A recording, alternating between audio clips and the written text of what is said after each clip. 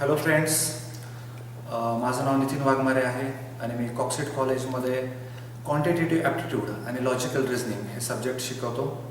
तर quantitative aptitude हा subject आपण घेणार आहोत सध्या.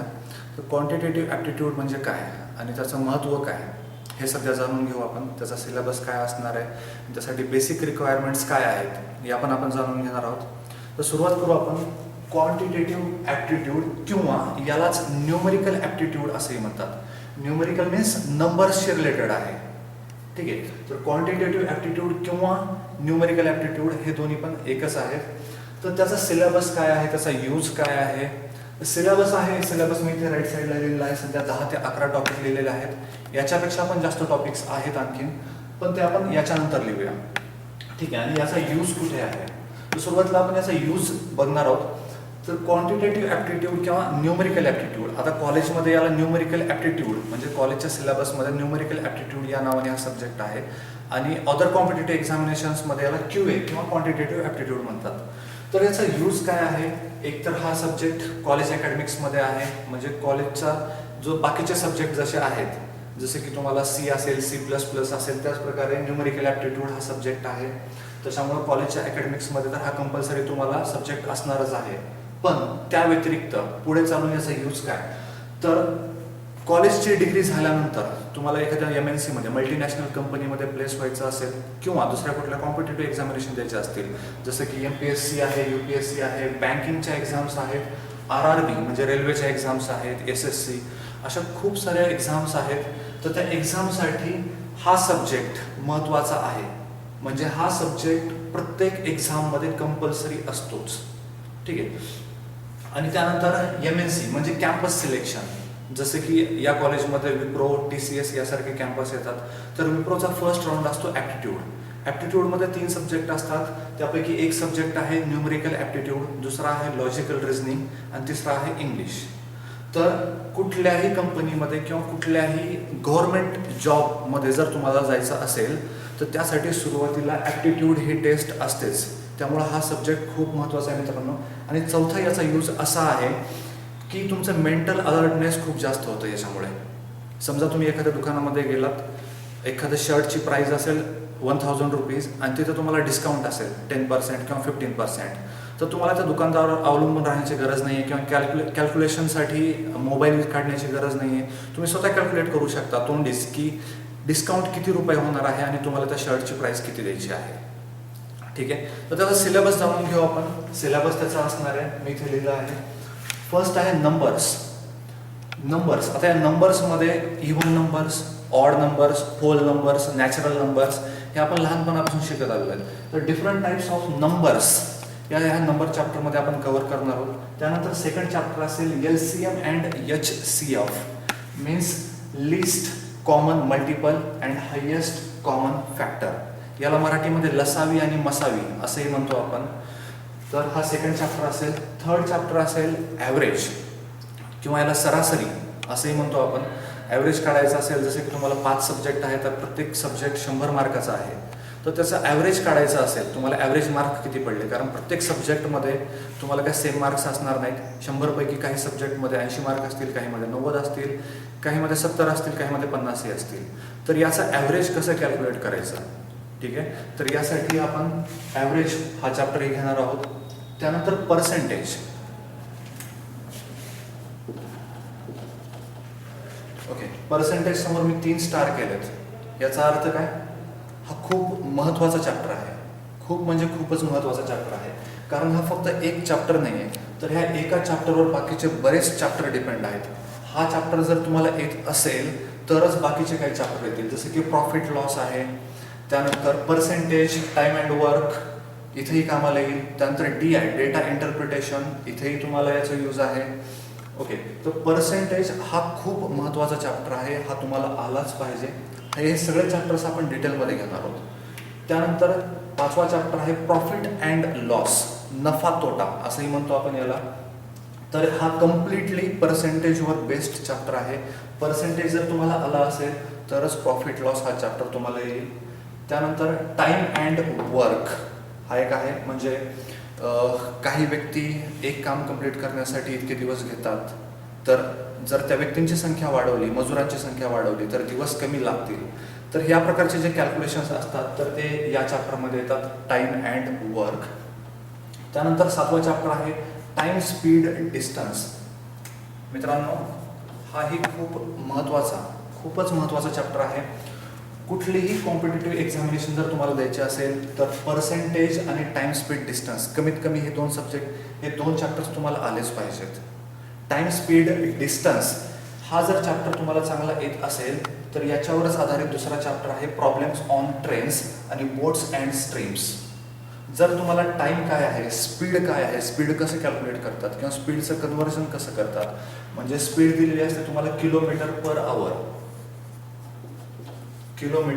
आवर हे स्पीडचं युनिट आहे. तसंच दुसरं युनिट आहे मीटर पर सेकंड, तर हे कन्व्हर्जन्स आहे. तसंच डिस्टन्सचे पण युनिट असतात, किलोमीटर आहे, मीटर आहे, ठीक आहे, फीट आहे. तर हे जर चॅप्टर तुम्हाला चांगला समजला असेल, चॅप्टर अवघड नाही आहे पण खूप महत्त्वाचा आहे. हा जर चॅप्टर तुम्हाला आला तरच याच्या पुढला चॅप्टर म्हणजे प्रॉब्लेम्स ऑन ट्रेन्स. प्रत्येक कॉम्पिटिटिव्ह एक्झामिनेशनमध्ये याच्यावर कमीत कमी एक तरी प्रॉब्लेम असतो. तसे तर 3-4 प्रॉब्लेम असतात पण कमीत कमी एक तरी प्रॉब्लेम असतो. त्यानंतर बोट्स अँड स्ट्रीम्स म्हणजे हा बोट्सशी रिलेटेड आहे. पाण्यामध्ये बोटची स्पीड काय आहे, पाण्याची स्पीड काय आहे, बोटची स्पीड काय आहे, त्याशी रिलेटेड आहे. त्यानंतर आहे प्रोबॅबिलिटी आणि परम्युटेशन कॉम्बिनेशन, हे शेवटचे 2 चॅप्टर्स असतील. प्रोबॅबिलिटीमध्ये कॉईन्सचे प्रॉब्लेम्स असतील, म्हणजे एखादा कॉईन टॉस केला तर हेडची पॉसिबिलिटी काय आहे, टेल येण्याची पॉसिबिलिटी काय आहे, किंवा एखादा डायस असेल जो आपण सापशिडी किंवा लुडो खेळताना डायस यूज करतो, तर 2 नंबर येण्याची किंवा 3 नंबर येण्याची पॉसिबिलिटी काय आहे, प्रोबॅबिलिटी काय आहे. तर त्या टाईपचे प्रॉब्लेम्स असतील इथे. कॉईन्स असतील, 2 कॉईन्स टॉस केले किंवा क्यूब टॉस केला, तर या टाईपचे प्रॉब्लेम्स आपण इथे घेतो. तसंच त्यामध्ये कार्ड पण असतात, म्हणजे आपण जे प्लेइंग कार्ड्स आहेत, पत्ते आहेत खेळण्याचे, तर ते पण प्रॉब्लेम्स इथे येतात, प्रोबॅबिलिटी या चॅप्टरमध्ये येतात. तसंच परम्युटेशन कॉम्बिनेशन याच्यामध्ये पण जवळपास हे सिमिलर चॅप्टर आहेत, एकमेकावर डिपेंड चॅप्टर आहेत. आणखी 2-3 चॅप्टर मी इथे लिहिलेले नाहीत, त्यांचे नाव आहे इंटरेस्ट. आता इंटरेस्टमध्ये 2 टाईपचे, इंटरेस्ट म्हणजे व्याज. तर 2 टाईपचे इंटरेस्ट असतात. एक असतं सिंपल इंटरेस्ट आणि दुसरं असतं कंपाऊंड इंटरेस्ट. सिंपल इंटरेस्ट आणि कंपाऊंड इंटरेस्ट, तर हे दोन्ही वेगवेगळे चॅप्टर्स आहेत. सिंपल, आता ज्यांचं शिक्षण मराठीतून झालेलं आहे त्यांना सिंपल इंटरेस्ट म्हणजे सरळ व्याज आणि कंपाऊंड इंटरेस्ट म्हणजे चक्रवाढ व्याज. हे शब्द तुम्ही ऐकलं असेल, चक्रवाढ व्याज म्हणजेच कंपाऊंड इंटरेस्ट. तर हे 2 चॅप्टर आहेत इंटरेस्ट. आणि आणखीन एक आहे महत्त्वाचा चॅप्टर आहे DI. हा शॉर्ट फॉर्म आहे DI. याचं लॉंग फॉर्म आहे डेटा इंटरप्रिटेशन. म्हणजे एक डेटा दिलेला असतो आणि त्या डेटाला तुम्हाला इंटरप्रेट करायचं असतं, म्हणजे तुमच्या स्वतःच्या भाषेमध्ये समजून घ्यायचं असतं आणि त्याच्यावर आधारित जे काही प्रश्न आहेत त्याची उत्तरं द्यायची असतात. मग हा डेटा कसा असतो, तर हा डेटा एखाद्या कॉलेजचा असेल, एखाद्या कंपनीचा असेल. कॉलेजचा डेटा कसा असेल तर मागच्या वर्षीचे काही ॲडमिशन्स असतील, या वर्षीचे ॲडमिशन्स असतील, त्या दोघांचं कंपॅरिझन असेल. मागच्या वर्षीच्या तुलनेमध्ये यावर्षी किती ॲडमिशन्स जास्त झाले किंवा कमी झाले, किंवा मुलांची संख्या मागच्या वर्षी किती होती आणि आता या वर्षी किती आहे, मग ती वाढली आहे का कमी झाली, किती पर्सेंटने वाढली, किती पर्सेंटने कमी झाली, या प्रकारचे काही प्रॉब्लेम्स असतील. आणि हे DI वेगवेगळ्या चार्ट्सद्वारे दाखवलं जातं. जसं की पाय चार्ट, असं एक सर्कल असतं आणि त्याच्यामध्ये डिवाइड केलेलं असतं, याला म्हणतात पाय चार्ट. त्यानंतर असतं बार ग्राफ, म्हणजे असे बारद्वारे पण हे ग्राफ दाखवलेले असतात. बार ग्राफ असेल किंवा लाईन ग्राफ असेल, तर हे 4 प्रकारचे ग्राफ असतात. तर हे DI मध्ये हा शेवटचा चॅप्टर आहे, पण हा तुमच्या अकॅडमिकला नाही आहे. म्हणजे हा चॅप्टर न्यूमेरिकल ॲप्टिट्यूड हे अकॅडमिक्समध्ये नाही आहे, पण हा तुम्हाला शिकायचा आहेच. तर हा चॅप्टर जो आहे तो पर्सेंटेज आणि ॲव्हरेज या 2 चॅप्टरवर डिपेंड आहे. हे 2 चॅप्टर येत असतील तर हा चॅप्टर येईल. बऱ्याच जणांना हा चॅप्टर थोडासा अवघड वाटतो, कारण याच्यामध्ये 2-3 चॅप्टरचं कॉम्बिनेशन आहे. पण हे जर चॅप्टर तुम्हाला व्यवस्थित येत असतील तर हे जास्त अवघड नाही आहे. ठीक आहे, तर आपण सुरुवात करणार आहोत. याचे रिक्वायरमेंट काय असणार आहे, म्हणजे हे चॅप्टर आपण सुरुवातीपासून हे डायरेक्टली चॅप्टर सुरू न करता तर बेसिक रिक्वायरमेंट्स काय असेल. म्हणजे तुम्हाला आता हे मॅथमॅटिक्स, थोडक्यामध्ये हे मॅथमॅटिक्स आहे, तर मॅथमॅटिक्ससाठी रिक्वायरमेंट काय असतील. ओके, तर आता हे सगळा जो सिलेबस आहे त्यासाठी बेसिक रिक्वायरमेंट्स काय असतील, म्हणजे काय येणं गरजेचं आहे आपल्याला. तर टेबल्स म्हणजे पाढे 1 to 30, कमीत कमी 30 पर्यंतचे पाढे तुम्हाला पाठ असले पाहिजेत. पाठ नसतील तर पाठ करावे लागतील. पाठ नाही केलं तरीही चालतील, पण हे टेबल्स तयार कसे करावे हे तुम्हाला जमलं पाहिजे. फॉर एक्झाम्पल 26 into 6 म्हणजे 26चा पाढा तुम्हाला 6 पर्यंत आला पाहिजे. आता हा जर पाठ नसेल तर हा तयार कसा करता आला पाहिजे हेही तुम्हाला येईल. आपण आता याची स्प्लिट करूया.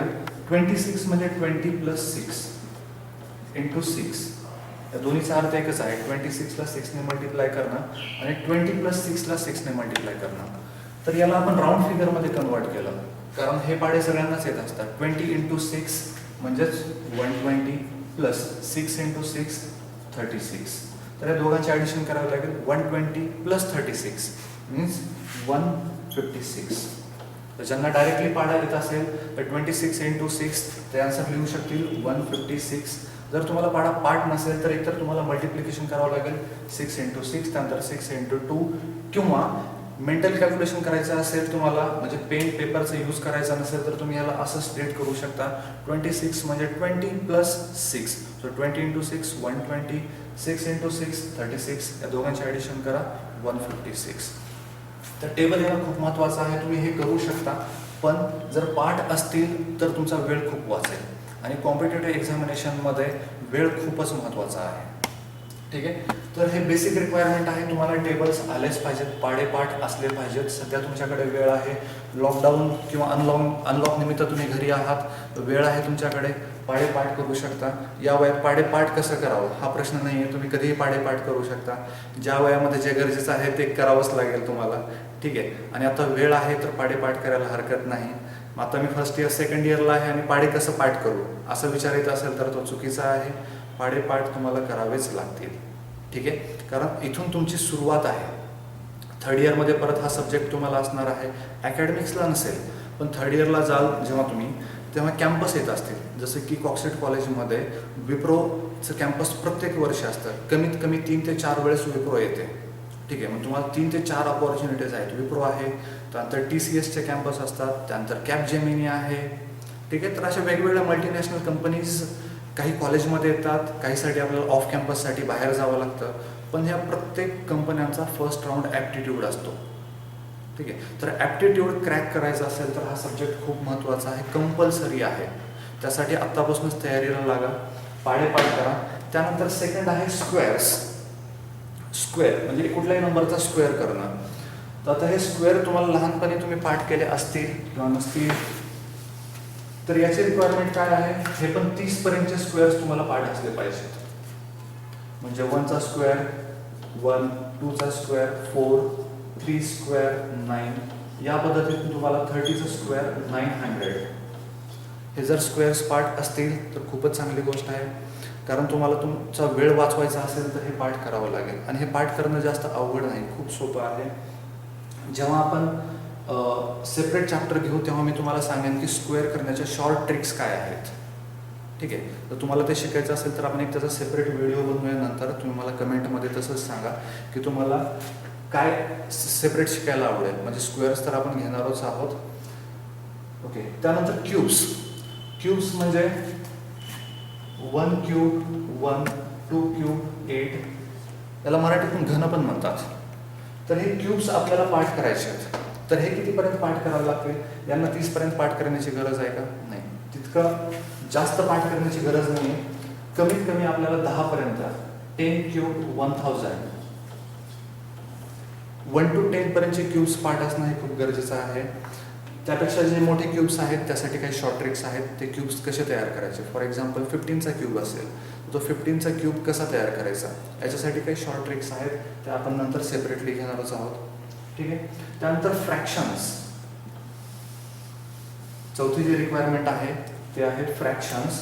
फ्रॅक्शन्स म्हणजे 1/2 किंवा 0.5, 0.35 या प्रकारचे जे नंबर्स असतात, म्हणजे कंप्लीट नंबर्स नसतात, जे फ्रॅक्शनमध्ये असतात, तर त्यांना आपण फ्रॅक्शन्स म्हणतो. फ्रॅक्शन्स एकतर न्यूमरेटर अपॉन डिनॉमिनेटर या फॉर्ममध्ये असतील किंवा पॉईंटच्या फॉर्ममध्ये असतील, डेसिमल फॉर्ममध्ये असतील, 0 पॉईंट वगैरे वगैरे. ठीक आहे.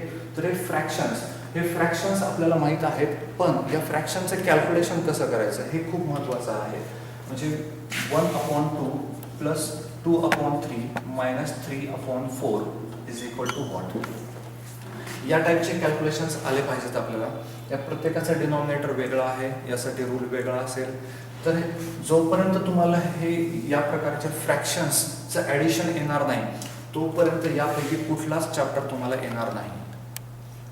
खूप महत्त्वाचं आहे, फ्रॅक्शन्स आलेच पाहिजेत. ठीक आहे.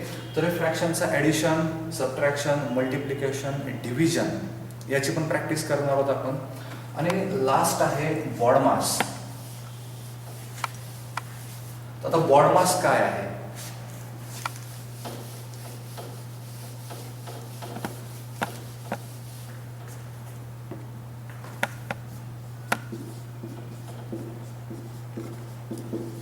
मित्रांनो, बॉडमास हे शॉर्ट फॉर्म आहे.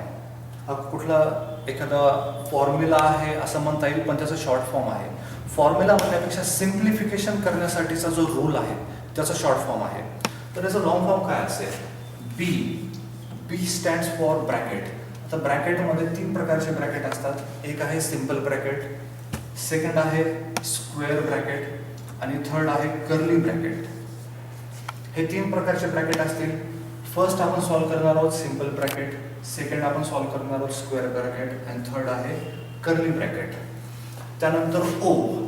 या ओचं मिनिंग आहे ऑफ.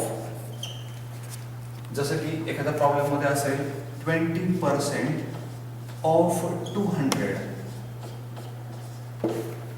तर जिथं जिथं ऑफ येतं तिथं आपल्याला अगोदर सॉल्व्ह करावं लागेल. म्हणजे हा क्रम आहे. सुरुवातीला आपण ब्रॅकेट सॉल्व्ह करणार आहोत, त्यानंतर ऑफ, जिथे ऑफ आलं ते सॉल्व्ह करणार आहोत. त्यानंतर आहे D means division. D stands for division, M stands for multiplication, A stands for addition and S stands for subtraction minus. तर हा सिम्प्लिफिकेशनचा रूल आहे. एखादा प्रॉब्लेम तुम्हाला दिलेला असेल तर प्रॉब्लेममध्ये बऱ्याच प्रकारचे साईन्स येतील. For example 20 plus 20 minus 20 into 20 divided by 20 is equal to question mark. आता या टाईपचा प्रॉब्लेम जर सॉल्व्ह करायचा असेल, तुम्ही बऱ्याच वेळेस बघितलं असेल की फेसबुकवर किंवा इंस्टाग्रामवर या टाईपचे प्रॉब्लेम्स आलेले असतात आणि खाली कमेंटमध्ये आन्सर बघता तुम्ही. प्रत्येकाचे आन्सर्स वेगळे असतात. ठीक आहे. पण जरी वेगळे असले तरी काही आन्सर एकाच पद्धतीचे असतात, दुसरे आन्सर एका पद्धतीचे असतात. तर या प्रकारचे प्रॉब्लेम सॉल्व्ह कसे करायचे, तर त्यासाठीचा हा रूल आहे. म्हणजे जर या दिलेल्या प्रॉब्लेममध्ये ब्रॅकेट असेल तर तो ब्रॅकेट सॉल्व्ह करून घ्या सुरुवातीला. आता या प्रॉब्लेममध्ये ब्रॅकेट तर नाही आहे, त्याच्यामुळे ब्रॅकेट सॉल्व्ह करण्याचा प्रश्नच येत नाही. त्यानंतर ओ मीन्स ऑफ, जसं या प्रॉब्लेममध्ये आहे ऑफ. ऑफचं मिनिंग मित्रांनो मल्टिप्लिकेशन असं येतं. ऑफ म्हणजे मल्टिप्लिकेशन. 20% इंटू 200. ऑफचं मिनिंग असतं मल्टिप्लिकेशन. ओके. तर इथे ऑफ पण दिलेलं नाही. आता इथे मल्टिप्लिकेशन दिलं याचा अर्थ व्हाईस वर्सा, म्हणजे ऑफ घ्यायचा नाही आहे. ऑफ दिला असेल तर त्याला कन्वर्ट करायचं मल्टिप्लिकेशनमध्ये. मल्टिप्लिकेशन आहे म्हणजे ऑफ आहे असं नसतं. ठीक आहे. तर हे सॉल्व्ह करण्यासाठी आपण मल्टिप्लिकेशन घेतो. आता इथे ब्रॅकेट पण नाही आहे, ऑफ पण नाही आहे, तर मग पुढे काय आहे? डिव्हिजन. म्हणजे थर्ड प्रायोरिटी आहे डिव्हिजन. आता डिव्हिजनचं सिम्बॉल आहे का? यस, डिव्हिजनचं सिम्बॉल आहे इथे 20 डिवायडेड बाय 20. म्हणजे सुरुवातीला तुम्ही हे सॉल्व्ह न करता फक्त डिव्हिजन सॉल्व्ह करायला पाहिजे आणि हे बाकीचे नंबर्स ॲज इट इज ठेवले पाहिजेत. आता जनरली असं वाटू शकतं की प्रॉब्लेम इथून सुरुवात झाला म्हणजे 20 प्लस 20 40 मायनस 20 60 हे असं सॉल्व्ह करायचं, पण ही चुकीची मेथड आहे. करेक्ट रूल काय आहे? तर बॉडमास रूल आहे. सो फर्स्ट प्रायोरिटी ब्रॅकेट नसेल तर ऑफ नसेल तर डिव्हिजन. आपल्याकडे डिव्हिजन आहे त्यामुळे सुरुवातीला हे डिव्हिजन सॉल्व्ह करून घ्यावं लागेल. 20 डिवायडेड बाय 20 मीन्स 1 आणि हे बाकीचे numbers as it is 20 plus 20 minus 20 इंटूच्या पुढला आपण सॉल्व्ह केलं होतं. ठीक आहे. त्यानंतर 4 नंबर असेल मल्टिप्लिकेशन. डिव्हिजन सॉल्व्ह झालेलं आहे, आता डिव्हिजन नाही आहे, मल्टिप्लिकेशन आहे. ओके. मल्टिप्लिकेशनचं सिम्बॉल कोणत्या 2 नंबरमध्ये आहे? तर 20 इंटू 1 या दोन नंबरमध्ये मल्टिप्लिकेशन आहे, म्हणजे या दोन नंबरचं मल्टिप्लिकेशन करायला पाहिजे 20 × 1 मीन्स 20. तोपर्यंत हे 20 प्लस 20 मायनस इथंपर्यंत आपण ॲज इट इज ठेवणार आहोत. हे या साईडची कॅल्क्युलेशन आपण करणार नाही. 20 × 1 फक्त एवढं कॅल्क्युलेशन केलं. 20 × 1 means 20 is equal to question mark. Okay, आता फक्त प्लस आणि मायनस. त्यानंतर आहे ॲडिशन, म्हणजे फिफ्थ नंबर असेल ॲडिशन. आता ॲडिशन तुम्ही करू शकता. 20 + 20 40 - 20. त्यानंतर लास्ट आहे subtraction. So 40 - 20 means 20. Hence your answer is 20. तर हा एक सिंपल प्रॉब्लेम आहे. प्रत्येक हे जे एवढे चॅप्टर्स दिलेले आहेत तर या प्रत्येक चॅप्टर्समध्ये या टाईपचे एक्झाम्पल्स असतील, या टाईपचे तुम्हाला कॅल्क्युलेशन करावे लागतील. तर हे कॅल्क्युलेशन करण्यासाठी बॉडमास रूल हा तुम्हाला माहीत असला पाहिजे. ठीक आहे, तर आपण बॉडमास रूलचीच प्रॅक्टिस करणार आहोत आज. सुरुवात आपण इथून करूया. बॉडमास वेगवेगळे प्रॉब्लेम्स घेऊया. तुम्ही घरी पण प्रॉब्लेम तयार करू शकता. प्रॉब्लेम्स आता हे बॉडमासचे तयार करताना आणखीन एक ब्रॅकेट. ओके, ब्रॅकेट विषयी रूल काय आहे की फर्स्ट ब्रॅकेट असेल सिंपल ब्रॅकेट, सेकंड असेल स्क्वेअर ब्रॅकेट आणि थर्ड असेल कर्ली ब्रॅकेट. तर त्याचं एक एक्झाम्पल घेऊ आपण.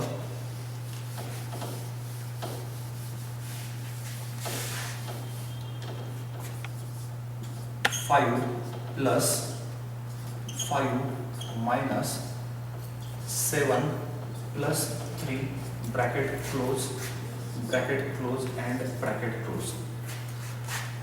ओके, या टाईपचे कॅल्क्युलेशन्स आहेत. तर त्याचे ब्रॅकेट्स आहेत. 3 प्रकारचे ब्रॅकेट आहेत. एक आहे कर्ली ब्रॅकेट, दुसरा आहे स्क्वेअर ब्रॅकेट आणि तिसरा सिंपल ब्रॅकेट. तर सॉल्व्ह करताना फर्स्ट टाईपचा ब्रॅकेट असेल सिंपल ब्रॅकेट. सिंपल ब्रॅकेट इथे आहे 7 + 3. या दोन नंबरसाठी सिंपल ब्रॅकेट आहे. त्याच्यामुळं सुरुवातीला आपण हे सॉल्व्ह करून घेणार आहोत 7 + 3 आणि तोपर्यंत हे बाकीचे numbers as it is means curly bracket 5 + square bracket 5 minus हे सॉल्व्ह करून घ्या. 7 + 3 मीन्स 10. हे 10 सिंपल ब्रॅकेटमध्ये लिहू शकतो किंवा आता ब्रॅकेट लिहिण्याची गरज नाही, याला ब्रॅकेटच्या बाहेर पण लिहू शकतो आपण. स्क्वेअर ब्रॅकेट आणि त्यानंतर हा कर्ली ब्रॅकेट. आता सेकंड आपल्याला हा ब्रॅकेट सॉल्व्ह करावा लागेल. 5 - 10 हा स्क्वेअर ब्रॅकेटमध्ये आहे हे नंबर. So 5 - 10 5 - 10 means -5. म्हणजे पुढली स्टेप असेल कर्ली ब्रॅकेट 5 प्लस हा सॉल्व्ह करून घेतल्यानंतर याचा आन्सर असेल -5. ठीक आहे, आणि त्यानंतर कर्ली ब्रॅकेट. ओके, 5 + -5. आता हे कसं सॉल्व्ह करणार? +-5 या -5 ला जर आपण ब्रॅकेटच्या बाहेर घेतला तर ब्रॅकेट लिहिण्याची गरज नाही, फक्त दोनच नंबर आहेत आपल्याकडे. तर 5 + -5 यालाच आपण डायरेक्टली -5 घेत असतो. प्लस मायनस फक्त मायनस. So 5 - 5 means 0. ब्रॅकेट लिहिण्याची पण गरज नाही आहे, डायरेक्टली आपण 0 लिहू शकतो. म्हणजे या प्रॉब्लेमचा आन्सर आहे 0. तर सुरुवात करताना मित्रांनो कधी पण सिंपल ब्रॅकेट पासून सॉल्व्ह करायला पाहिजे. सुरुवातीला सिंपल ब्रॅकेट, त्यानंतर स्क्वेअर ब्रॅकेट आणि त्यानंतर कर्ली ब्रॅकेट. ओके, तर बॉडमासचे काही एक्झाम्पल्स घेऊया आपण. मित्रांनो, बॉडमासचे प्रॉब्लेम सॉल्व्ह करताना आता कुठलं पुस्तक यूज करायचं, प्रॉब्लेम्स कसे घ्यायचे, तर यासाठी कुठलं पुस्तक घेण्याची गरज नाही आहे. प्रॉब्लेम तुम्ही स्वतः तयार करू शकता. प्रॉब्लेम स्वतः कसे तयार कराल तर एकदम सिंपल प्रॉब्लेम्स घ्यायचे. सुरुवातीला राऊंड फिगर्समध्ये घ्या. कुठलेही नंबर्स 10 10 10 10 10. ठीक आहे, हे 10 नंबर्स मी 5 टाइम्स लिहिलेला आहे. आता हा प्रॉब्लेममध्ये कसं कन्वर्ट करायचं आहे नंबरला, तर आपल्याकडे 5 सिम्बॉल आहेत. प्लस, मायनस, डिव्हिजन, मल्टिप्लिकेशन आणि त्यानंतर ऑफ असेल किंवा ब्रॅकेट वगैरे असेल. ठीक आहे, तर हे जे 4 साईन आहेत सुरुवातीला आपण याची प्रॅक्टिस करू, या दोघांची प्रॅक्टिस आपण नंतर करूया. तर हे जे 4 साईन आहेत ॲडिशन, मल्टिप्लिकेशन, सबट्रॅक्शन, डिव्हिजन वगैरे, तर हे 1 2 3 4 आपल्याकडे 4 जागा आहेत. या 4 जागांमध्ये कुठलाही सिम्बॉल ठेवू शकता तुम्ही. आपल्याला सुरुवातीला प्रॉब्लेम सोपे जावेत म्हणून सिंपल नंबर घेतला आहे, राऊंड फिगर नंबर घेतलेला आहे. तुम्ही असे कुठलेही नंबर घेऊ शकता. 5 5 5 5 10 10 10 20 20 30 30 कुठलेही नंबर घेऊ शकता. कॅल्क्युलेशन्सला सोपे जातील तुम्हाला, ठीक आहे. किंवा 2 3 4 असे पण छोटे नंबर घेऊ शकता. तर रॅन्डमली कुठलेही नंबर पुट करायचे. मी सुरुवातीला समजा इथे डिव्हिजन पुट केलं, त्यानंतर प्लस, त्यानंतर मायनस, त्यानंतर मल्टिप्लिकेशन, ठीक आहे. तुम्ही चेंज पण करू शकता, प्लस इथे घेऊ शकता, इथे घेऊ शकता, कुठे घ्या. आपल्याला सुरुवातीला कॅल्क्युलेशन शिकण्यासाठी सोपे नंबर्स घ्यायचे आहेत आणि हे रॅन्डमली पुट करायचे आहेत. ओके, नंबर्स आपण घेतले होते 10, रॅन्डमली आपण हे साइन पण पुट केले. मग आता सॉल्व करताना सुरुवातीला काय सॉल्व करता होता, आपला रूल आहे BODMAS, BODMAS. हे शॉर्ट फॉर्म आहे तुम्हाला लक्षात ठेवण्यासाठी. ओके, इथे बी नाही आहे, ओ नाही आहे, म्हणजे ब्रॅकेट नाही आणि ऑफ नाही आहे, पण डिव्हिजन यम आणि ए आणि यस हे 4 सिम्बॉल आहेत. तर डिव्हिजन सुरुवातीला सॉल्व करावं लागेल आपल्याला. डिव्हिजन सॉल्व करतोय, डिव्हिजन आहे यस, 10 डिवायडेड बाय 10 हे 2 नंबर्स आहेत. 10 डिवायडेड बाय 10 सुरुवातीला हे सॉल्व करा. 10 डिवायडेड बाय 10 मीन्स 1. तोपर्यंत हे बाकीचे नंबर्स आणि साइन ॲज इट इज असतील, म्हणजे प्लस 10 मायनस 10 इंटू 10, ठीक आहे. डिव्हिजन झालेलं आहे. त्यानंतर मल्टिप्लिकेशन. मल्टिप्लिकेशन इथे आहे 10 इंटू 10 या 2 नंबरमध्ये आहे. तोपर्यंत हे बाकीचे नंबर्स आणि साइन्स तसेच असतील. सो 1 प्लस 10 मायनस हे इथंपर्यंत ॲज इट इज. हे पुढे सॉल्व करावं लागेल. 10 इंटू 10, सो 10 इंटू 10 100, आणि त्या 100चं साइन मायनस हे आपोआपच आलं आपल्याकडे. पुढे मल्टिप्लिकेशन झालेलं आहे. ॲडिशन.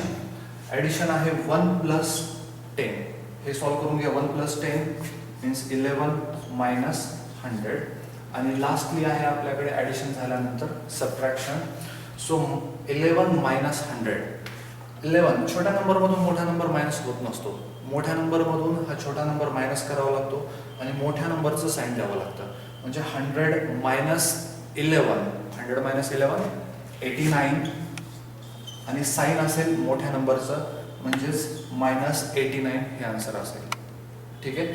बऱ्याच वेळेस असं होतं, small number minus big number, अशा वेळेस कन्फ्यूज होण्याची गरज नाही आहे. मोठ्या नंबरमधूनच छोटा नंबर मायनस करा आणि साइन नेहमी मोठ्या नंबरचं असेल, ठीक आहे. सो याचा आन्सर असेल मायनस 89. असाच आणखीन एक प्रॉब्लेम तयार करूया आपण.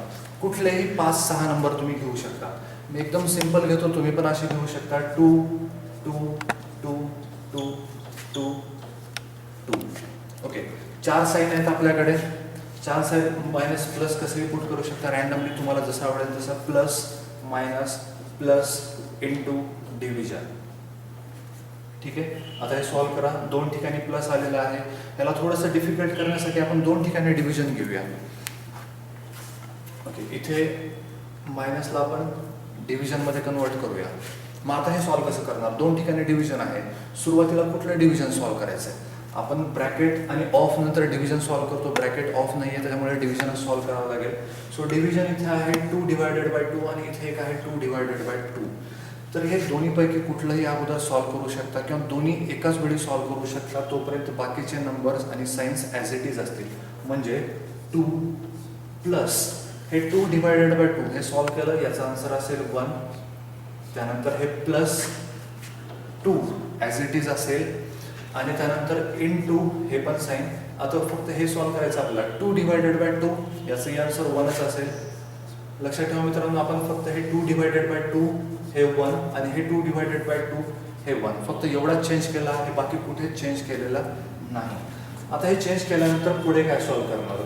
डिव्हिजन नाही आहे. डिव्हिजन नंतर जर सिक्वेन्स असेल तो असेल मल्टिप्लिकेशनचा.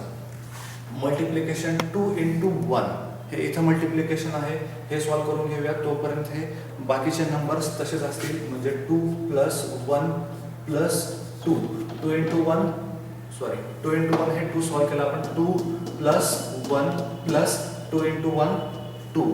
आता फक्त ॲडिशन आहे, हे ॲडिशन करू शकतो. 2 प्लस 1 प्लस 2 मीन्स 5. तर हे आपलं आन्सर असेल. जर समजा तुम्ही या रूलचा यूज नाही केला, लक्षात ठेवायचा आन्सर 5 आलाय. आपण जर रूलचा वापर नाही केला तर आन्सरमध्ये कसा चेंज होऊ शकतो ते पण आपण बघूया एकदा. 2 plus 2 divided by 2 as it is, म्हणजे sequence left to right generally असं सॉल्व करतात, तसं सॉल्व करू आपण. 2 plus 2 4 divided by 2 plus 2 into 2 divided by 2. Okay, 2 divided by 2 हे सॉल्व करू सुरुवातीला. नंतर म्हणजेच 2 प्लस 2 इंटू 2 डिवायडेड बाय 2. त्यानंतर 2 प्लस 2 4 इंटू 2 डिवायडेड बाय 2. त्यानंतर हे दोन नंबर सॉल्व केले. 4 into 2 8 divided by 2 and 8 divided by 2 means 4. Answer 4 आलं. लक्षात ठेवा, तुम्ही जर लेफ्ट टू राईट फक्त सॉल्व करत गेलात without thinking the BODMAS rule तर आन्सर असेल 4. आता बऱ्याच जणांना असं वाटेल की हे आन्सर बरोबर आहे, आम्ही कॅल्क्युलेशन केलेले आहेत, लेफ्ट टू राईट कॅल्क्युलेशन केलं आणि आन्सर 4 आलं. पण लक्षात ठेवा हे चुकीचं आहे. हे तुम्हाला बरोबर वाटत असेल पण हे चुकीचं आहे. तर यासाठी तुम्ही हे बघितलं असेल फेसबुकवर किंवा इंस्टाग्रामवर असं एखादा प्रॉब्लेम येतो आणि खाली आन्सर विचारलेलं असतं.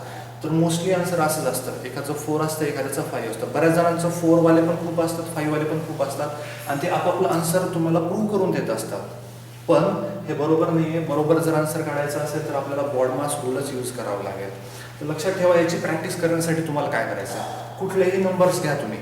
तुम्हाला जसे नंबर्स सोपे वाटतील ते शक्यतो तुम्ही राऊंड फिगर नंबर घ्या किंवा 10च्या आतले नंबर घ्या. 10, 5, 2, 3 असे नंबर्स घ्या. त्याच्यामध्ये पाहिजे तो सिक्वेन्सने हे सायन्स पुट करा आणि सॉल्व करा. याची थोडीशी प्रॅक्टिस करा, हे खूप गरजेचं आहे. ओके, त्यानंतर आपण आता ब्रॅकेट आणि ऑफ हे काही प्रॉब्लेम्स घेऊया. जर ब्रॅकेट असतं, असाच एक प्रॉब्लेम घेऊया सोपा. त्याच्यामध्ये ब्रॅकेट पुट करू आपण. 10, 10, 10, 10, 10 and again 10.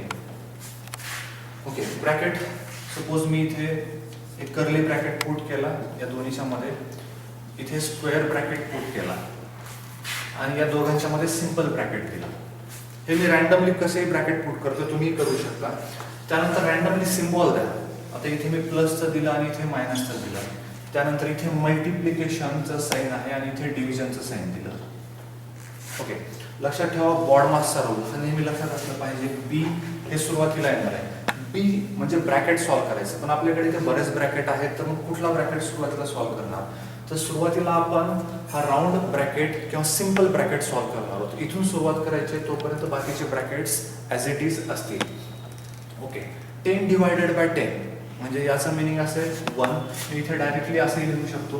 हे सॉल्व केलं मी 10 डिवायडेड बाय 10 म्हणजेच याची व्हॅल्यू आली 1. ओके, आता ह्या स्क्वेअर ब्रॅकेटमध्ये सेकंड नंबरचं ब्रॅकेट आपण स्क्वेअर ब्रॅकेट सॉल्व करत असतो. 10 इंटू 1 याचं मिनिंग झालं 10. म्हणजे ह्या स्क्वेअर ब्रॅकेटमध्ये मी फक्त 10च लिहिलं हे सॉल्व केल्यानंतर. आणि लक्षात ठेवा, आता या दोन ब्रॅकेटच्या मध्ये कुठलंच साईन नाहीये, प्लस मायनस काहीच नाहीये.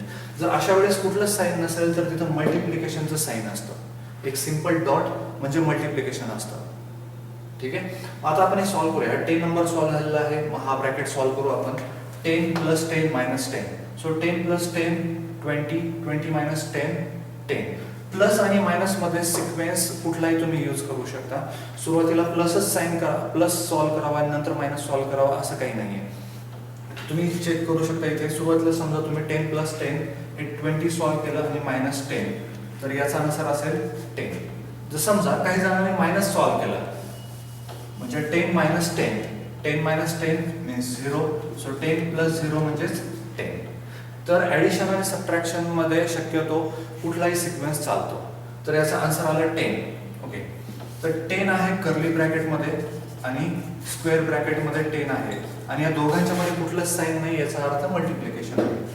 सो 10 इंटू 10 ब्रॅकेट लिहिण्याची गरज नाही आहे. सिम्पली तुम्ही 10 इंटू 10 असं लिहू शकता. याचा आन्सर असेल 100. ठीक आहे, तर या प्रकारे तुम्ही कुठलेही नंबर्स घेऊन किंवा कुठलेही ब्रॅकेट कुठेही लिहून तुम्ही स्वतः प्रॅक्टिस करू शकता.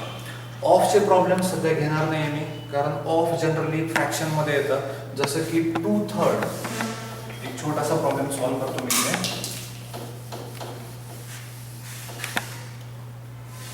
1/2 ऑफ 100 असा प्रॉब्लेम असेल.